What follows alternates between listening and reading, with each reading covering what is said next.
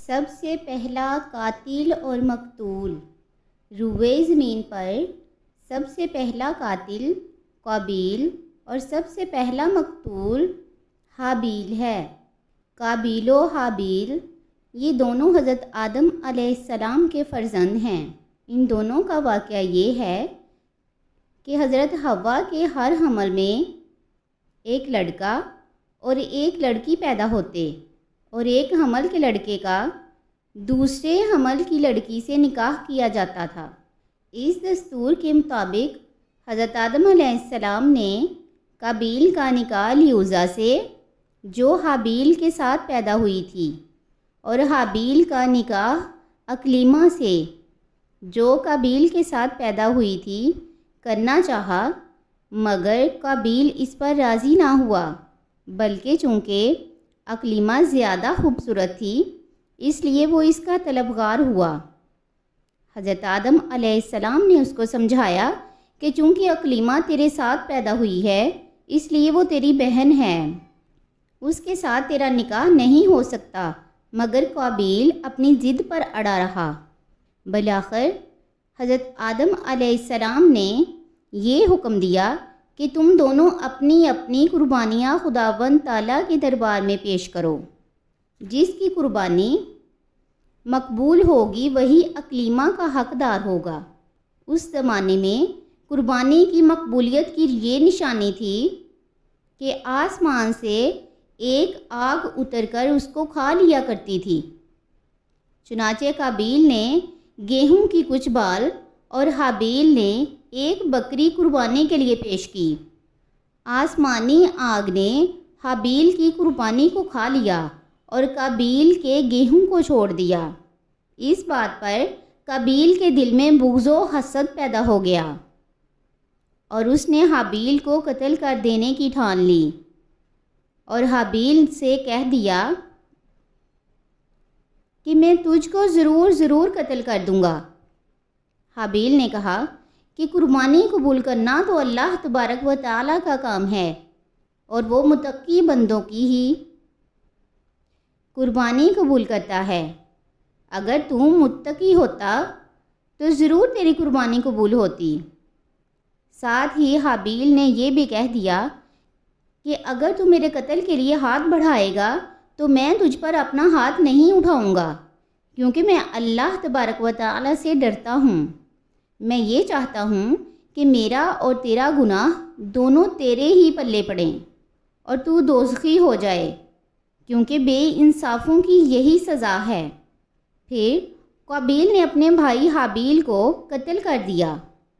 قتل کے وقت حابیل کی عمر 20 برس کی تھی، اور قتل کا یہ حادثہ مکہ مکرمہ میں جبل سور کے پاس یا جبل ہیرا کی گھاٹی میں ہوا، اور بعض کا قول ہے کہ بصرہ میں جس جگہ مسجد اعظم بنی ہوئی ہے منگل کے دن یہ حادثہ ہوا۔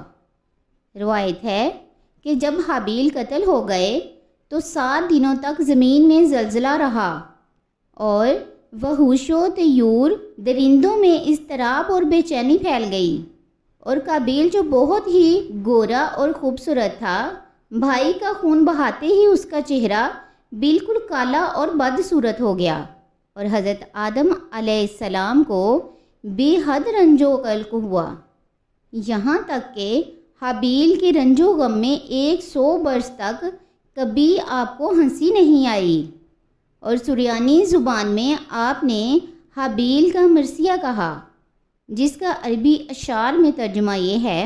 ترجمہ: تمام شہروں اور ان کے باشندوں میں تغیر پیدا ہو گیا، اور زمین کا چہرہ غبار آلود اور قبیح ہو گیا، ہر رنگ اور مزہ والی چیز بدل گئی، اور گورے چہرے کی رونق کم ہو گئی۔ حضرت آدم علیہ السلام نے شدید غضبناک ہو کر قابیل کو پھٹکار کر اپنے دربار سے نکال دیا، اور وہ بدنصیب اکلیمہ کو ساتھ لے کر یمن کی سرزمین عدن میں چلا گیا۔ وہاں ابلیس اس کے پاس آ کر کہنے لگا کہ حابیل کی قربانی کو آگ نے اس لیے کھا لیا کہ وہ آگ کی پوجا کیا کرتا تھا، لہٰذا تو بھی ایک آگ کا مندر بنا کر آگ کی پرستش کیا کر۔ چنانچہ قابیل پہلا وہ شخص ہے جس نے آگ کی عبادت کی، اور یہ روئے زمین پر پہلا شخص ہے جس نے اللہ تبارک و تعالیٰ کی نافرمانی کی، اور سب سے پہلے زمین پر خون ناحق کیا، اور یہی پہلا وہ مجرم ہے جو جہنم میں سب سے پہلے ڈالا جائے گا، استغفر اللہ۔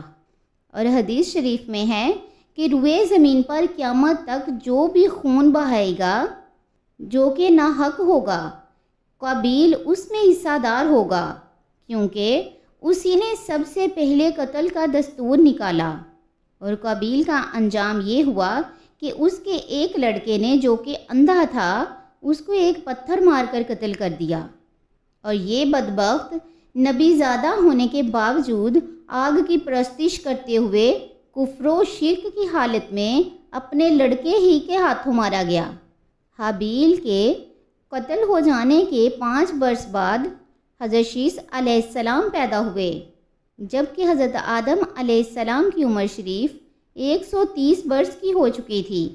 آپ علیہ السلام نے اس ہونہار فرزند کا نام شیث رکھا۔ یہ سریانی زبان کا لفظ ہے، اور عربی میں اس کے معنی ہبۃ اللہ یعنی اللہ کا عطیہ ہے۔ حضرت آدم علیہ السلام نے 50 صحیفے جو آپ علیہ السلام پر نازل ہوئے تھے ان سب کی حضرت شیث علیہ السلام کو تعلیم دی، اور ان کو اپنا وسیع اور خلیفہ اور سجادہ نشین بنایا، اور ان کی نسل میں خیر و برکت ہونے کی دعائیں مانگی۔ ہمارے حضور نبی کریم علیہ السلام انہی یعنی حضرت شیث علیہ السلام کی اولاد میں سے ہیں۔